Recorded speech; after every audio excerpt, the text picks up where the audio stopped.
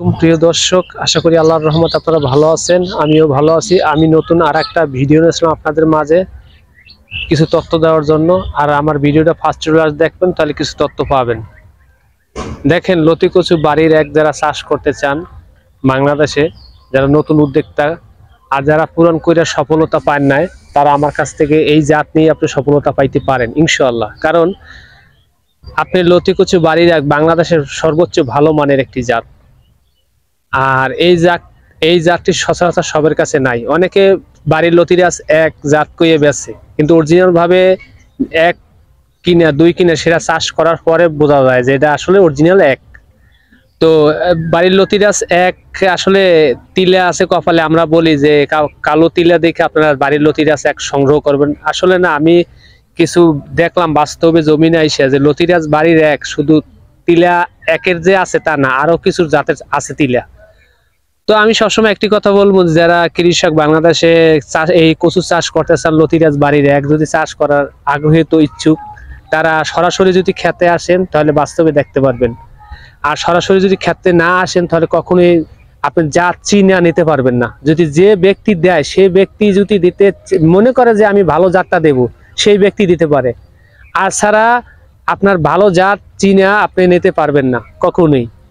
তো আমি সবসময় বলি, ভাই এমন একটা জায়গা আপনি নির্বাচন করুন। দেখুন, এখান থেকে পানির একটা লাইন দেখেন, এখানে একটা পানির লাইন, এখানে মানুষের বাসা বাড়ির পানির লাইন যায়, সরকারি পানি।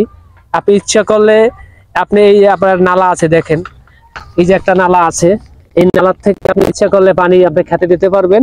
আবার এখন মন চাইছে আপনি জায়গাটা শুকাইবেন, আবার আপনি মনে করেন এই জায়গাটা আপনি বন্ধ করে দেবেন।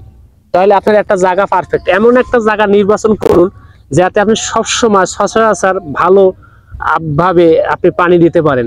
আপনি মন চাইছে কচু গাছে এখন দরকার পানি, এখন পানি দেওয়া লাগবে।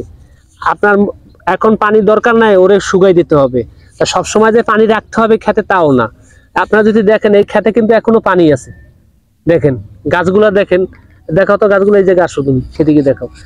দেখেন আপনারা একটু খেয়াল করেন, আর গাছগুলা কিন্তু খুব সুন্দর এবং গাছগুলা কিন্তু খুব দেহার মতন। আর আপনি এখন পানি আছে কিন্তু খেতে, এখন এই কচু গাছের গোড়ায় কিন্তু এখন পানি দরকার দরকার দেখি পানিতে দেওয়া। আবার আপনার মনে চাইবে যে আপনার না, কচু গাছের পানি আমি আর রাখবো না, এখন শুকাইলাম, আপনি শুকাইলেন। আর অনেকে বলি যে ভাই কচু গাছের লাগানোর কিছু নিয়ম আছে, নিয়ম হইলে সংগ্রহ করতে হবে। আপনি যদি চিনা বুঝে সংগ্রহ না করতে পারেন তাহলে কিন্তু আপনার ব্যর্থতা।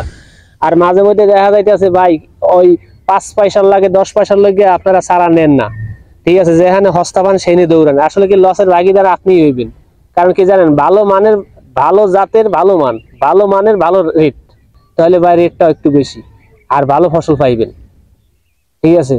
তো আমার জায়গা নির্বাচন করুন যাতে আপনি এই চাষটা করতে পারেন। কারণ এই চাষটা ভাই সব জায়গায় হয় না, শুকনো জায়গা দিলেও হবে না, আর বেশ সবসময় পানি রাখলে কিন্তু হবে না। আপনার একবারে ঠিক মতন ঠিক নিয়ম অনুযায়ী, কচু গাছের নিয়ম অনুযায়ী চলতে হবে ভাই। আপনি যদি মনে করেন যে না আপনার নিয়মে চল, আসলে আপনার নিয়মে হবে না ভাই। কচু গাছের যে একটা খোরাক আছে, খোরাকের দরকার। খালি আপনারা বলি যে আপনাদের বলি ভাই ঔষধ মারেন ঔষধ মারেন, আপনারা ঔষধ মারা দিলে পাগল। দেখেন তো একটা পাতায় কোনো স্পট আছে কিনা, দেখেন গাছটা কিন্তু সম্পূর্ণ সুস্থ আছে। দেখেন ভাই, একটা পোকা আছে, সুসি পোকা, ছোট ছোট এই পাতার ভিতরে আপনার ছোট ছোট লাল ভাবে বয়। ওই পোকাটা যদি এইটা লাগে তাহলে গাছটার পুরো আগামরা আতি সহ খাইয়ে ফেলায়, ঠিক আছে। দেখা যায় পোকাটা এখানে, কিন্তু ওটা পুরো গাছের মারিয়ে ফেলায়। এই জন্য বলি সুসি পোকা 1 নম্বরে খেতে রাখা যাবে না। এই গাছ যদি এরকম সুস্থ রাখতে চান তাহলে ভালো একজন কৃষকের পরামর্শ নেন। আপনি বক্কর চক্কর কৃষকের পরামর্শ নেবেন, আপনি বক্কর চক্করই খেতে হবে। ভালো কৃষকের পরামর্শ নেবেন, ভালো কৃষকের পরামর্শ নেবেন, ভালো ফসল পাবেন। পুরো ক্ষেতটা দেখো, আস্তে নিচে নামে নিচে নিচে করে দেখাও, নিচে করে দেখাও। দেখেন কত সুন্দর, দেখছেন দেখার মতন। ভাই আমি সবসময় একটা কথা বলি, ভাই ভালো একজন কৃষকের হাত ধরেন তাহলে ভালো হবে। ভালো কৃষকের হাত ধরবেন না, আপনি লসের ভাগিদার হবেন। আর যা চিনা বুঝে পরে